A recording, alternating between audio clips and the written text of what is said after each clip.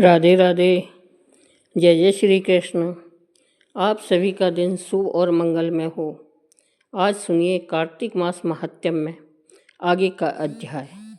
आज के अध्याय की शुरुआत हम भगवान नर और नारायण की कथा के साथ करते हैं। तो चलिए कथा का रसपान करते हैं। एक असुर था, दंभोदर। उसने सूर्य देव की घोर तपस्या की थी। सूर्य देव जब प्रसन्न होकर प्रकट हुए और वरदान मांगने को कहा तो उसने अमृत का वरदान मांगा। सूर्य देव ने कहा यह संभव नहीं है। तब उसने मांगा कि उसे 1000 दिव्य कवचों की सुरक्षा मिले। इनमें से एक भी कवच सिर्फ वही तोड़ सके जिसने 1000 वर्ष तपस्या की हो, और जैसे ही कोई एक भी कवच को तोड़े वह तुरंत मृत्यु को प्राप्त हो जाए। सूर्य देवता बड़े चिंतित हुए। वे इतना तो समझ ही गए थे कि यह असुर इस वरदान का दुरुपयोग करेगा, किंतु उसकी तपस्या के आगे वे मजबूर थे। उसे यह वरदान देना ही पड़ा। इन कवचों से सुरक्षित होने के बाद वही हुआ जिसका सूर्य देव को डर था। दंभोदर अपने सहस्त्र कवचों की शक्ति से अपने आप को अमर मानकर मन चाहे अत्याचार करने लगा। वह सहस्त्र कवच नाम से जाना जाने लगा।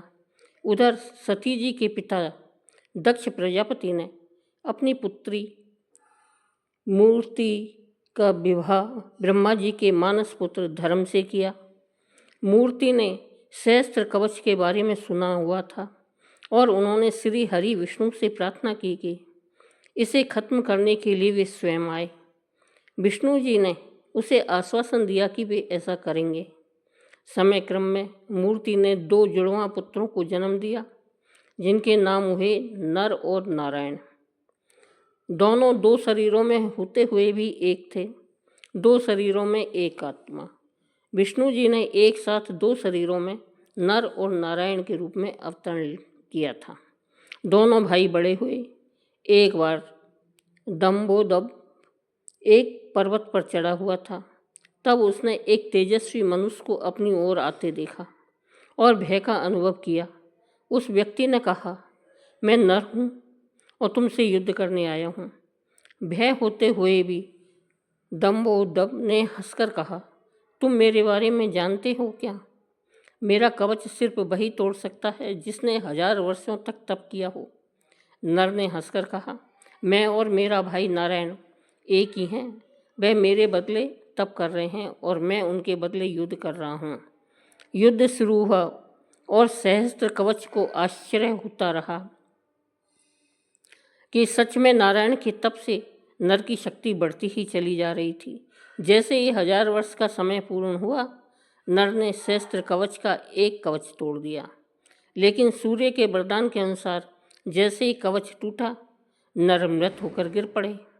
सहस्त्र कवच ने सोचा, चलो एक कवच तो गया तो कोई बात नहीं, किंतु यह तो मर गया। तभी उसने देखा कि नर उसकी ओर दौड़े चले आ रहे हैं और वह चकित हो गया। अभी अभी तो उसके सामने नर की मृत्यु हुई थी और तुरंत यह जीवित होकर मेरी ओर कैसे दौड़ रहा है। लेकिन फिर उसने देखा कि नर तो मृत पड़े हुए थे। यह तो हूबहू नर जैसे प्रतीत होते हुए उनके भाई नारायण थे, जो दंभोदर की तरफ नहीं बल्कि अपने भाई नर की तरफ दौड़ रहे थे।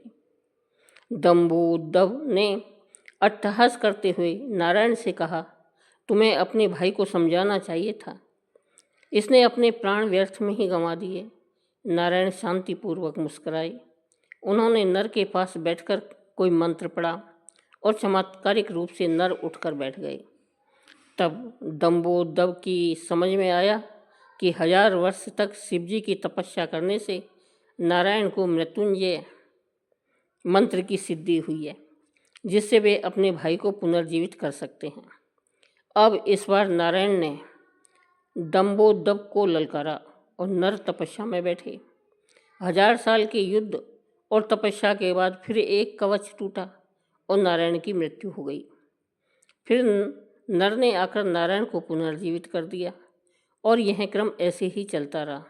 इस तरह 999 बार युद्ध हुआ। एक भाई युद्ध करता तो दूसरा भाई तपस्या। हर बार पहले की तरह और मृत्यु पर दूसरा उसे पुनर्जीवित कर देता। जब 999 कवच टूट गए तो सहस्त्र कवच समझ गया कि अब मेरी मृत्यु हो जाएगी। तब वह युद्ध त्याग कर सूर्यलोक भागकर सूर्यदेव के शरणागत हुआ। नर और नारायण उसका पीछा करते हुए वहां आए और सूर्यदेव से उसे सौंपने को कहा, किंतु अपने भक्त को सौंपने के लिए सूर्यदेव राजी नहीं हुए। तब नारायण ने अपने कमंडल से जल लेकर सूर्यदेव को श्राप दिया कि आप इस असुर को उसके कर्म फल से बचाने का प्रयास कर रहे हैं, जिसके लिए आप भी इसके पापों के भागीदारी हुए और आप भी इसके साथ जन्म लेंगे इसका कर्म फल भोगने के लिए। इसके साथ ही त्रेता युग समाप्त हुआ और द्वापर युग का आरंभ हुआ। कुछ समय पश्चात कुंती जी ने अपने वरदान को परखते हुए सूर्यदेव का आवाहन किया और कर्ण का जन्म हुआ। लेकिन यह आमतौर पर ज्ञात नहीं है कि कर्ण सिर्फ सूर्यपुत्र ही नहीं बल्कि उनके भीतर सूर्य और दंभोदभ दोनों हैं। जैसे नर और नारायण में दो शरीरों में एक आत्मा थी, उसी तरह कर्ण के एक शरीर में दो आत्माओं का वास है, सूर्य और सहस्त्र कवच। दूसरी ओर नर और नारायण इस बार अर्जुन और कृष्ण के रूप में आए। कृष्ण के भीतर जो सूर्य का अंश है वही उसे तेजस्वी वीर बनाता है, और जबकि उसके भीतर दंभोदभ के भी होने से उसके कर्मफल स्वरूप उसे अनेक अन्याय और अपमान मिलते हैं और उसे द्रौपदी का अपमान और ऐसे ही अनेक अपकर्म करने से प्रेरित करता है। यदि अर्जुन कर्ण का कवच तोड़ते तो तुरंत ही उनकी मृत्यु हो जाती, इसलिए इंद्र कर्ण से उसका कवच पहले ही मांग कर ले गए थे। एक अन्य कथा के अनुसार नर और नारायण ने केदारनाथ में शिवलिंग और बद्रिकाश्रम में भगवान श्री हरि विष्णु के विग्रह रूप की स्थापना की थी। केदारेश्वर ज्योतिर्लिंग की उत्पत्ति की कथा शिव पुराण में तब आती है जब नर और नारायण शिव जी की आराधना कर रहे होते हैं। भगवान शिव की प्रार्थना करते हुए दोनों कहते हैं कि शिव, आप हमारी पूजा ग्रहण करें। नर और नारायण के पूजा आग्रह पर भगवान शिव स्वयं उस पार्थिव लिंग में आ जाते हैं। इस तरह पार्थिव लिंग के पूजन में वक्त गुजरता जाता है। एक दिन भगवान शिव खुश होते हैं और नर व नारायण के सामने प्रकट होकर कहते हैं कि वे उनकी आराधना से बेहद प्रसन्न हैं, इसलिए वर मांगो। नर और नारायण कहते हैं, हे प्रभु, अगर आप प्रसन्न हैं तो लोक कल्याण के लिए कुछ कीजिए। भगवान शिव कहते हैं, कहो क्या कहना चाहते हो। इस पर नर और नारायण कहते हैं, जिस पार्थिव लिंग में हमने आपकी पूजा की है उस लिंग में आप स्वयं निवास कीजिए, ताकि आपके दर्शन मात्र से लोगों का कष्ट दूर हो जाए। दोनों भाइयों के अनुरोध से भगवान शिव और प्रसन्न हो जाते हैं और केदारनाथ के इस तीर्थ में केदारेश्वर ज्योतिर्लिंग के रूप में निवास करने लगते हैं। इस तरह केदारेश्वर ज्योतिर्लिंग की उत्पत्ति होती है। महाभारत के अनुसार पाप से मुक्ति होने के बाद केदारेश्वर में स्थित ज्योतिर्लिंग के आसपास मंदिर का निर्माण पांडवों ने अपने हाथ से किया था। बाद में इसका पुनर्निर्माण आदि शंकराचार्य जी ने करवाया था। इसके बाद राजा भोज ने यहाँ पर भव्य मंदिर का निर्माण करवाया था। अब आइए श्रवण करते हैं आज का अध्याय। नैमिषारण्य तीर्थ में उपस्थित ऋषि मुनियों से सूत जी महाराज ने कहा, अब मोक्ष के देने वाले सब व्रतों में उत्तम एकादशी व्रत का माहात्म्य सुनो। एकादशी चाहे कृष्ण पक्ष की हो अथवा शुक्ल पक्ष की हो, उस दिन अन्न नहीं खाना चाहिए। एकादशी के दिन खाया हुआ अन्न पाप भक्षण के समान है। व्रत करने वालों को दसवीं तथा द्वादशी को भी एक समय भोजन करना चाहिए। नारद जी द्वारा महाराज पृथु को सुनाई हुई कथा सुनाते हुए सूत जी ने कहा, गंगा के समान तीर्थ नहीं, माता के समान गुरु नहीं, विष्णु के समान देव नहीं, अन्न न खाने के समान तप नहीं, तथा शांति के समान संसार में कोई सुख नहीं। सत्य के समान ज्योति नहीं, कार्तिक के समान कोई मास नहीं, ज्ञान के समान कोई लाभ नहीं, तथा एकादशी के समान कोई व्रत नहीं। व्रत करने वाला प्रातःकाल उठकर भगवान का पूजन करे, पुराणों की कथा सुने और रात्रि को जागरण करे। अब आप एक प्राचीन कथा ध्यानपूर्वक सुनो।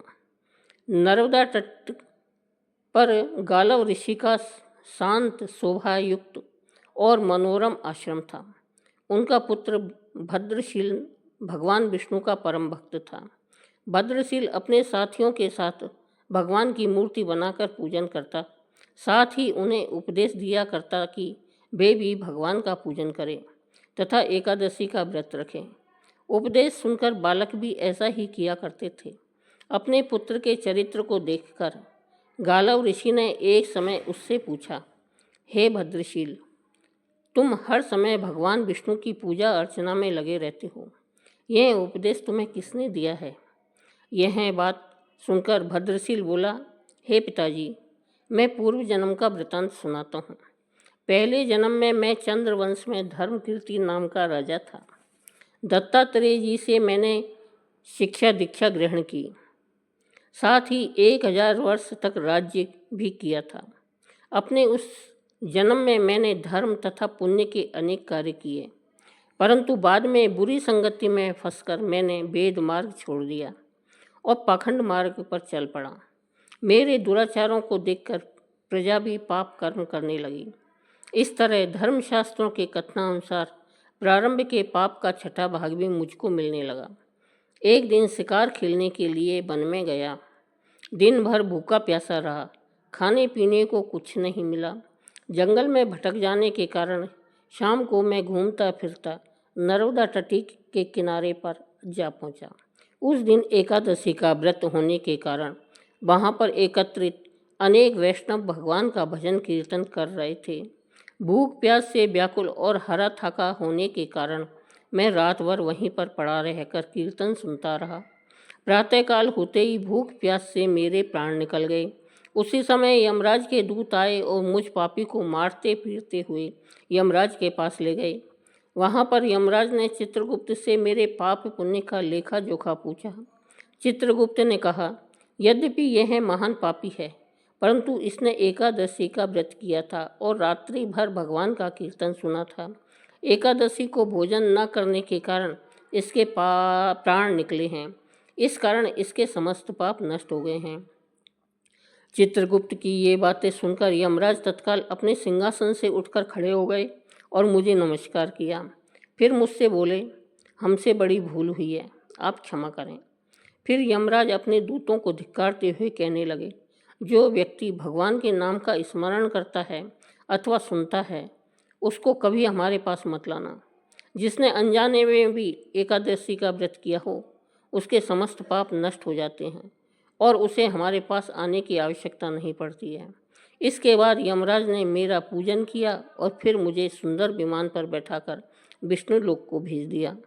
हजारों वर्ष इंद्रलोक तथा विष्णुलोक में रहने के बाद अब मैंने आपके यहाँ जन्म लिया है। एकादशी के व्रत की महिमा तो अपार है ही। जो इस कथा को सुनता है अथवा सुनाता है, उसके भी समस्त पाप नष्ट हो जाते हैं। बोलो श्री कृष्ण भगवान की जय।